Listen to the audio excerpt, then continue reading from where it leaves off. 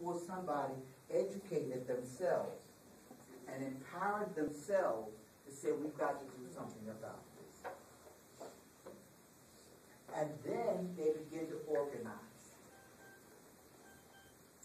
Okay? It's at that point they begin to organize. And part of the organization is networking, talking to each other, and finding other people who've been in the same situation and say, we cannot take this. Okay? Now, and so finally you get right to the birth point. Notice all this empowerment coming into play. That's what happens. Now you went through these steps and said, we've got to do something about it. Alright? Now it doesn't just stop there, because look at what you're taking that punch from me does. It teaches my son. You don't have to take any crap from these women. When they get in your way, this is what you do with them. Okay? That's right. Straighten it out. Okay? Now you laugh at it because it sounds funny, but that's exactly what the child is taught. That's right. Okay? And I'll tell you the other part of it, and what's also sad is that you're also teaching your daughter, take the punch. Okay? Remember, we do all of these on these levels. Okay?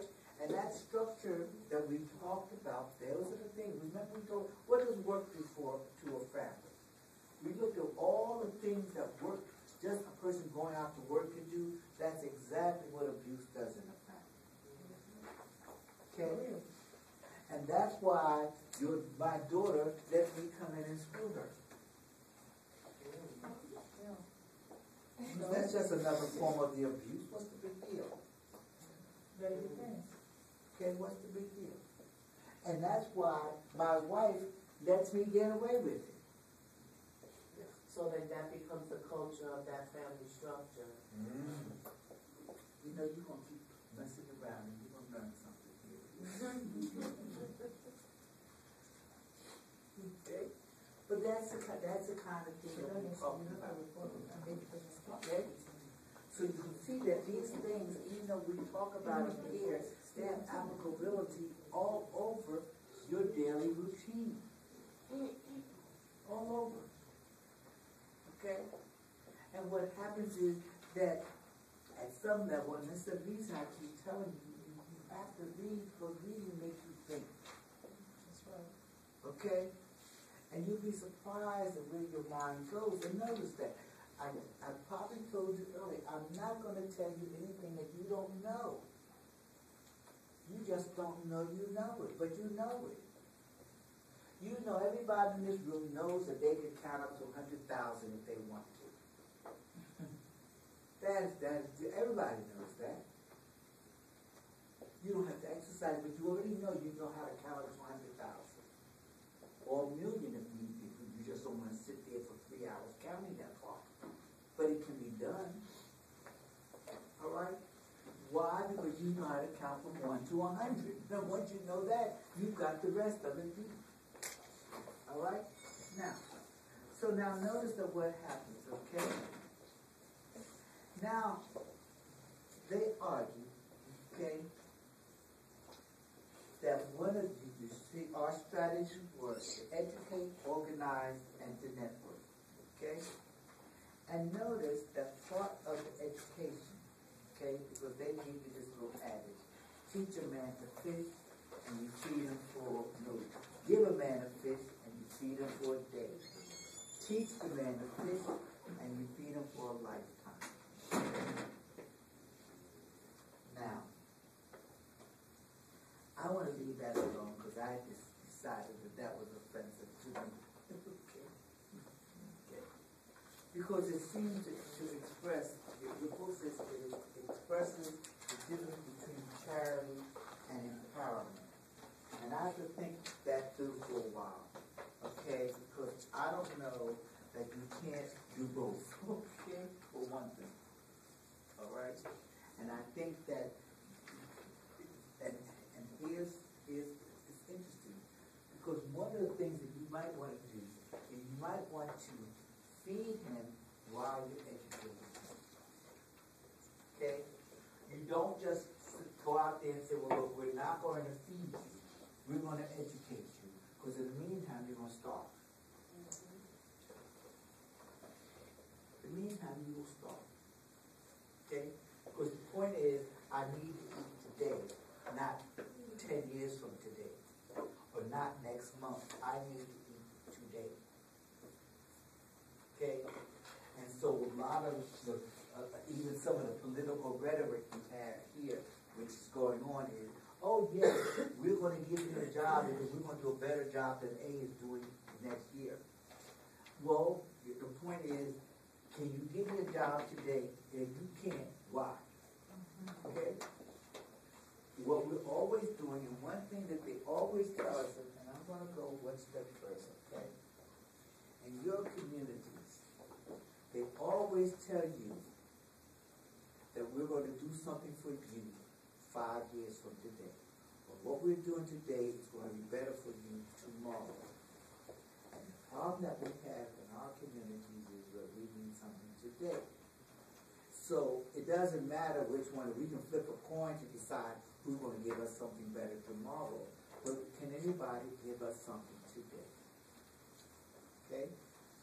When I was young, one thing I've been kicking myself for I don't know how many years, because I sat down when they first started this drug stuff up, and we went to a meeting, and the police chief was sitting there with the community, saying, well, look, the reason why we had the drug pusher on the ground, the reason why your sons and daughters are pushing drugs is because we're trying to catch Mr. Big, whoever that person is. In the meantime, they took our sons and daughters and let them develop a whole cadre of drug-related activities while they're searching for this Mr. Big, which they never found. Okay? And I will tell you that at least 5 times a year, I worry about how I could be that stupid to let somebody tell me something like that. And I knew it was wrong when I heard it, I just didn't know what the problem was. Okay? When you start getting these vibes that something is wrong, you've got to start saying what is wrong with what's being said. Okay? No matter where you are, you have to say there's something wrong with that statement. I know what it is. I just cannot put my finger on it. Okay? But you've got to think it through. Because we are very adept at smoothing over and making you think that you're not starting. Okay? That's what we do. But in any event, we know that education will change things. Organizing will change things, because when you organize, you have to reach outside of your immediate contact, your immediate self, and find other people, as I said, who are similarly situated. You've got to find allies, people who say, yes, you're right about this is a problem, so you can do something about it. And then that's where your networking come in, because you can form, once you organize, you can even use other organizations to accomplish something. Let me give you an example. I'm going to try to pull it out, okay?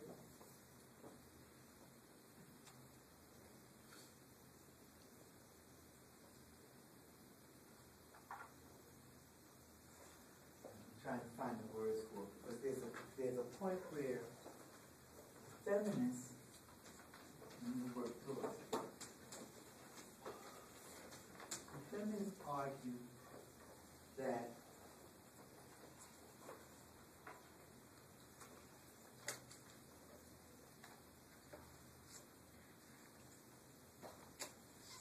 I can't get it together. I'm sorry. You see, there's a point in the recesses of my mind where I saw 2 groups of people get together that you would never ever think would get together. Okay? Sometimes your ally is in a place where, even though on 90% of the things you are arguing against because you're against A and B, but sometimes on this particular issue you come together. And that's what networking does. okay? Just because a group is against you, okay, and all these other issues, you might get together on a particular issue. And you cannot leave that aside if your goal is to empower yourself.